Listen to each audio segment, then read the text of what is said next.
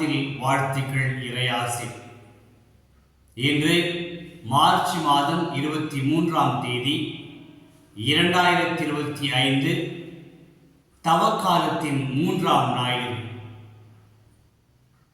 இன்றைய நற்செய்தி இறைவார்த்தைகள் நாம் மனமாற வேண்டும் என்ற செய்தியை நமக்கு எடுத்துரைக்கின்றன.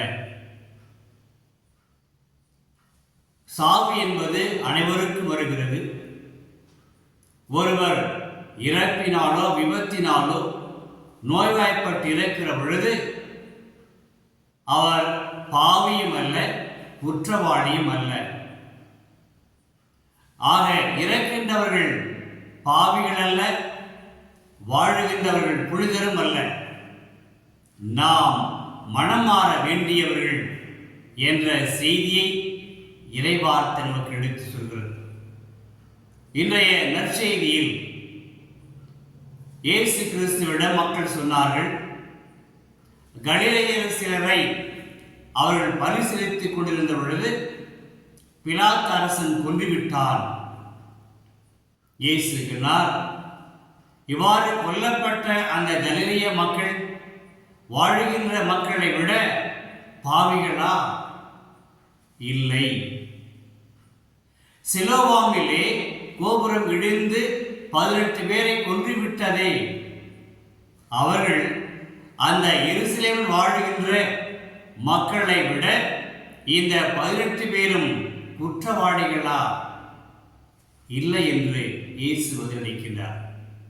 ஆக நமக்கு வேண்டியது மனமாற்றம். மனமாற்றம் காரணம், இறப்பு எந்த நேரத்திலும் வரலாம். நாம் தயாராக இருக்க வேண்டும். மனமாற்றம் இருக்கிற பொழுது அங்கு கடவுளின் பிரசன்னம் இருக்கும், கடவுளின் கொடை இருக்கும், கடவுளின் இரக்கம் இருக்கும், கடவுளின் மன்னிப்பு இருக்கும் என்பதைத்தான் தவக்காலம் நமக்கு மீண்டும் மீண்டுமாக சுட்டி காண்பிக்கிறது. இன்றைய நற்செய்தியில் இயேசு சொன்னது போல மனம் மாறுங்கள். அதோடு கூட எச்சரிக்கை விடுக்கிறார், மனமாறாவிட்டால் நீங்கள் அழிந்து விடுவீர்கள். இயேசுவின் வார்த்தை மிக மிக ஆபத்தான வார்த்தைகள், நம்முடைய வாழ்வை புரட்டி போடுகிற வார்த்தைகள். நாம் மனம் மாற வேண்டும். இந்த மனமாற்றத்திற்கு இயேசு சொன்னார், இந்த திராட்சை தோட்டத்தில் நடப்பட்ட ஒரு அத்திமரம் இருக்கிறது. அந்த அத்திமரத்தில் அந்த வீட்டு உரிமையாளர் வந்து பார்க்கிறார், அங்கு காய்கள் கிடையாது. எனவே அந்த ஊழியரை பார்த்து, இதை வெட்டி விடுங்கள், இடத்தை அடைத்துக் கொண்டிருக்கிறது என்று சொன்னார். அதற்கு அந்த ஊழியர், தலைவரே, இன்று இந்த வருடம் மட்டும் எனக்கு நேரம் ஒதுக்குங்கள், நான் சுற்றிலும் கொத்தி உரமிடுகிறேன். இந்த வருடம் உரமிட்ட பிறகு அது கனி கொடுத்தால் நல்லது, அல்லது வெட்டி விடலாம். இயேசு என்ன சொல்ல வருகிறார்? நமக்கு வாய்ப்புகள் கொடுக்கப்படுகின்றன. நாம் எல்லாம் கடவுளால் படைக்கப்பட்ட உயிர் வாழுகின்ற அத்தி மரங்கள். அத்திமரத்து பழம் மிக மிக இனிமையானது, அது நமக்கு ஆரோக்கியமானது, அது அருமருந்தாகவும் இருக்கக்கூடியது. ஆக நாம் வாழுகின்ற அத்திமரங்கள். அப்ப நம்முடைய வாழ்வு பிறருக்கு கனி கொடுக்க வேண்டும். நம்முடைய வாழ்வை கனி கொடுக்காமல் போனால் அதை வெட்டி எறிகிற அளவுக்கு அது போய்விடும். எனவே வாழுகின்ற நம்முடைய அத்திமரங்களுக்கு இயேசு உரமிடுகிறார். எப்படிப்பட்ட உரம்? அது இறை வார்த்தை என்ற உரம், திருவருட் சாதனைகள் என்ற உரம், திருச்சபையின் போதனைகள் என்ற உரம். இவற்றையெல்லாம் உருவாகுகின்ற நாம் அதற்கு ஏற்றவாறு கனி கொடுக்க வேண்டும். ஆக நாம் திராட்சை தோட்டத்தில், இறையரசு என்ற திராட்சை தோட்டத்தில் நடப்பட்ட அத்தி மரங்களாகும். கனி கொடுப்பது நம்முடைய கடமை. திருச்சபை நமக்கு மீண்டும் மீண்டுமாக உரமூட்டி கொண்டிருக்கிறது. ஒவ்வொரு திருப்பணியும் திருவருட்சாதனமும் இறைவார்த்தையும் நமக்கு உறவிட்டுக் கொண்டிருக்கின்றன. நாம் கனி கொடுக்க, எனவே கனி கொடுக்க தவறக்கூடாது. கனி கொடுக்க வேண்டுமென்றால் உரத்தை உள்வாங்க வேண்டும். அந்த சக்தியற்ற தன்மையை தூக்கி வெளியேற வேண்டும். இப்ப எவை சக்தியற்ற பண்புகள், தன்மைகள்? எதெல்லாம் என்னுடைய சிந்தனையும் என்னுடைய எண்ணங்களும் என்னுடைய செயல்பாடுகளும் ஆண்டவருக்கு எதிராகவும் என்னோடு வாழ்கின்ற மக்களுக்கும் எதிராகவும் இருந்தால் அது சக்தியற்ற நிலைமையாகும், பண்புகளாகும். இவற்றை தூக்கி எறிந்தால்தான் ஆண்டவர் கொடுக்கின்ற உரம் என்னில் செயல்பட்டு என்னை வலுப்படுத்தும், திடப்படுத்தும், உறுதிப்படுத்தும்.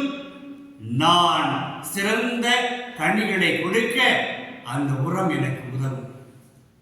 இதைத்தான் முதல் வாசகத்தில் விடுதலை பயணத்தில் பார்க்கிறோம். இஸ்ராயல் மக்களின் வாழ்க்கையில் இயேசு உரமிடுகிறார். அவரோடு கூட நடந்தார், அவர்களுக்கு வாழ்வை கொடுத்தார். அவர்கள் அதை ஏற்றுக்கொண்டார்கள். கடவுள் உரமிட்டதால் அவர்கள் மீட்பை கண்டார்கள், விடுதலையை கண்டார்கள். இரண்டாம் வாசகத்திலும் கொரிந்தியருக்கு திருமுகத்தில் தூய பவுலியார் தெளிவாக சொல்கிறார், ஆண்டவரோடு இணைந்திருங்கள், அவரை எதிர்க்க பற்றிக் கொள்ளுங்கள். அன்று இஸ்ராயல் மக்கள் மேகத்தின் கீழும் நடந்து சென்றார்கள், கடலில் நடந்து சென்றார்கள். ஆகவே மோசேயோடு இணைந்திருக்கும் போது இணைந்திருக்க வேண்டி இவர்கள் மேகத்தாலும் கடலாலும் திருமுழுக்கு பெற்றார்கள் என்று தூய பவுலியார் சொல்கிறார். நமக்கு மேகம் யார்? நமக்கு கடல் நீர் யார்? இறைவனே. இறைவனை நாம் நேரடியாக பார்க்க முடியாது.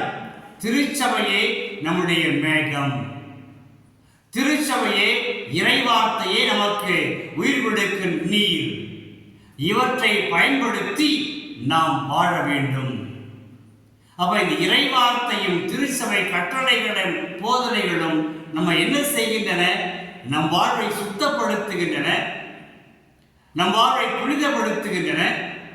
நாம் வாழ்வு, நம்முடைய இதயம் கடவுள் தங்குகின்ற இடமாக மாறுகிறது. அவ்வாறு மாறும் பொழுது நம்முடைய சிந்தனைகள், நம்முடைய எண்ணங்கள், நம்முடைய வார்த்தைகள், நம்முடைய செயல்பாடுகள் அனைத்தும் எனக்கும் நல்லதாக அமைகிறது, என்னை சார்ந்தவர்களுக்கும் அது நல்லதாக அமைகிறது. இது ஒரு கனி கொடுக்கின்ற வாழ்வாக இருக்கிறது. இதைத்தான் கிறிஸ்தவம் மீண்டும் மீண்டுமாக சொல்கிறார், மனம் மாறுங்கள், என் வார்த்தை ஏற்றுக்கொள்ளுங்கள், நீங்கள் வாழ்வீர்கள், பிறரையும் வாழ வைப்பீர்கள். செபிப்போமா? அன்பு தந்தையே இறைவா, உம்மை போற்றுகிறோம், வாழ்த்துகிறோம், ஆராதிக்கிறோம். இன்றைய உமது இறைவார்த்தைகள் நாங்கள் மனம் வார வேண்டும், இயேசுவோடு ஒன்றித்திருக்க வேண்டும். எங்கள் இதயங்களில் வாழ்வில் இருக்கிற தேவையற்ற எரிந்து சாம்பலான அந்த தோள்களையெல்லாம் தூக்கி எரிந்துவிட்டு நீர் கொடுக்கின்ற உரமான உமது இறைவார்த்தை, திருவருட்சாதனங்கள், திருச்சபையின் கட்டளைகள், போதனைகளை கடைபிடித்து உள்வாங்கிக் கொண்டு நாங்கள் உரம் பெற்று அத்தி மரத்தைப் போல காய்த்து கனிதருகின்ற, பிறரை வாழ வைக்கின்ற மரங்களாக வாழ எங்களுக்கு வரம் தாரும். இவற்றை உம்மகன், உயிர் வாழும் உம்மகன் இயேசு கிறிஸ்துவின் வழியாகவே ஜெபிக்கிறோம் தந்தையே. ஆமென், ஆமென். இறைவார்த்தை விதையாக